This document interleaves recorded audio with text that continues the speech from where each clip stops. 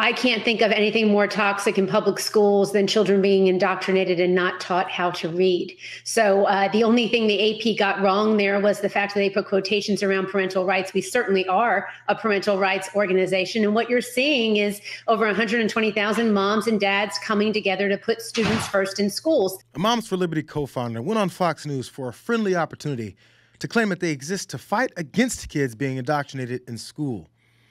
This is the same Moms for Liberty that quoted the most notorious indoctrinator in history. The latest example comes from Indiana, where that state's chapter of the Moms for Liberty, a well-funded nonprofit whose primary goal has been to erase any education about race, gender, and LGBTQ issues in schools, quoted Adolf Hitler in its first ever newsletter.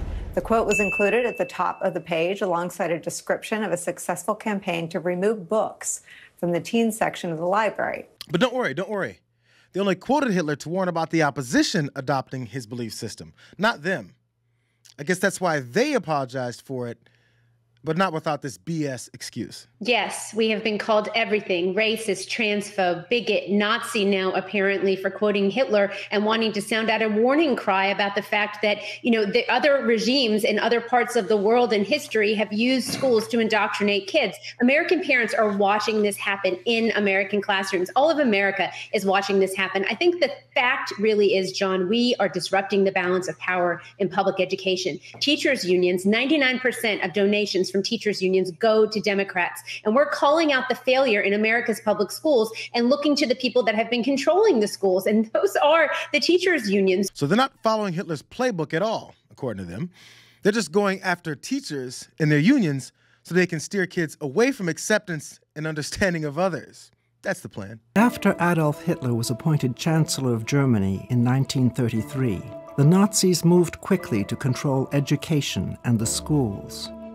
They recognized that a new generation of supporters would be critical to their success. Responsibility for carrying out the educational goals of the Nazi Party fell to the National Socialist Teachers League, the NSLB, the Ministry of Education, and the Hitler Youth. The NSLB was responsible for indoctrinating educators in the fundamentals of Nazi ideology. Teachers were required to attend training camps, and good teachers could be rewarded for their loyalty and dedication. Those who refused risked public humiliation or dismissal. Textbooks were revised to reflect Nazi ideology, from studies on racial science to propaganda targeted at young children.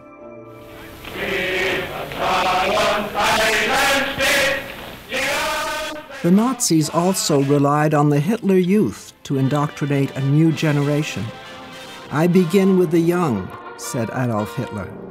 "With them, I can make a new world." Now, with only the ghost of Adolf Hitler to partner up with, Moms for Liberty is also utilizing the next best thing: right-wing extremist groups like the Proud Boys.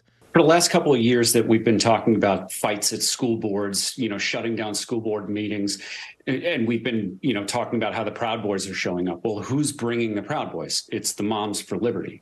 These people are friends. They know each other. It's not like they're running around wearing masks, right? These are fascist groups that are aligned 100%. The moms with a friendly face are smiling and trying to rebrand what is fascism. We're talking about book burning. We're talking about racism. We're talking about persecuting the LGBTQ community.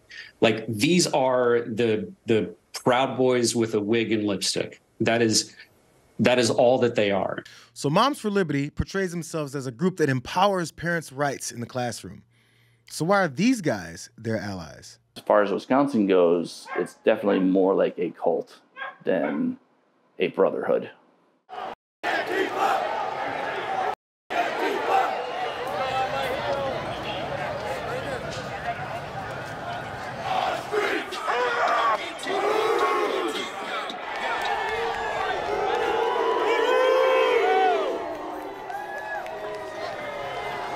There was a lot of comments that were definitely racist in tone. There were a lot of comments that were anti-Semitic, and it's not like, hey, we have issues with Israel's policies. It was, Let's post videos of, black men being killed by the police. Let's post a thing that says Derek Chauvin did nothing wrong right when the decision came down. Maybe it's all this scholastic material from the Proud Boys that caught the attention of Moms for Liberty. What I experienced was the guys who espoused views that were definitely inflammatory. Those people were promoted because they were fitting in more so with the group. I noticed that there was definitely a hatred, not just homophobia, but a severe hatred of anyone who is gay or bisexual. And just like the guy that Moms for Liberty quoted in their newsletter, political leaders feed off this hateful and violent movement for their own power. Watch. It should come as no surprise that that group has become a darling of the Republican presidential candidates who are hoping to show just how unwoke they all are to gain the support of this group.